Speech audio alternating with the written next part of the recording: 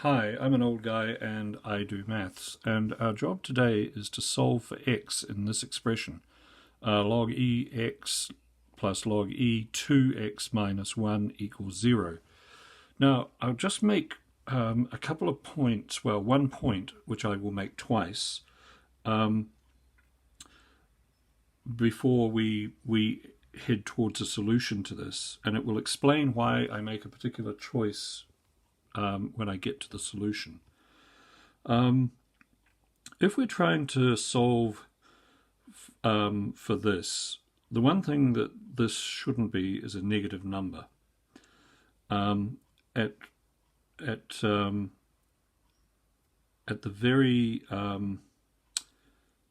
very least, it could be 0. In which case it would indicate that that's an asymptote because this thing doesn't approach 0. The same is true for this. If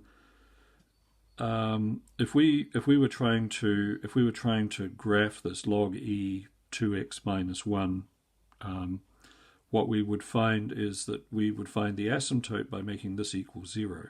It is the value that this approaches but does not reach. What I'm getting at is we can't have negative we can't have these things equal negative values, and that will explain why I make a choice at the end of this. Okay, let's get to work. So let's simplify this. Let's put this in exponential form. Let's get rid of the logs, basically. So using the log rule, addition means that we multiply. So that's x into 2x minus 1 equals e to the 0. So basically I've converted this out of logs, but I've used this log rule to multiply this. So that gives us 2x squared minus x equals e to the 0 is 1. So we have 2x squared minus x minus 1, and that equals 0.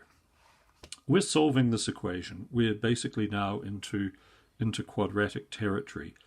And the solution for this, we'll try 2x and x, and we want a negative here, so we'll put the negative 1 there, and we'll put the positive 1 there. Now, if we're solving this for x, we get x equals negative 1/2.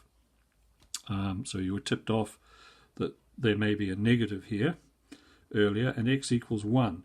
The answer that we accept is this. We don't want to put negative 1/2 here. And I'll just explain briefly why. Log e of x, log 10 of x, log 5 of x, whatever. If we put a negative value here, please explain to me how we get a power that gives us that. We just can't do that. It won't be in the realm of real numbers. Let's just put it that way. So we're always looking for a positive number to fit in here, which is why this is our choice. Okay, well, that was fairly swift once we got to this point, and I made my point about the negatives. The application of the addition rule and then the conversion of this to index form in this form, which allows us to make this equal 1, and then you're solving a quadratic. It's fairly simple once you make those steps. I hope you found this useful. If you did, please like and subscribe, and I'll see you next time. Bye.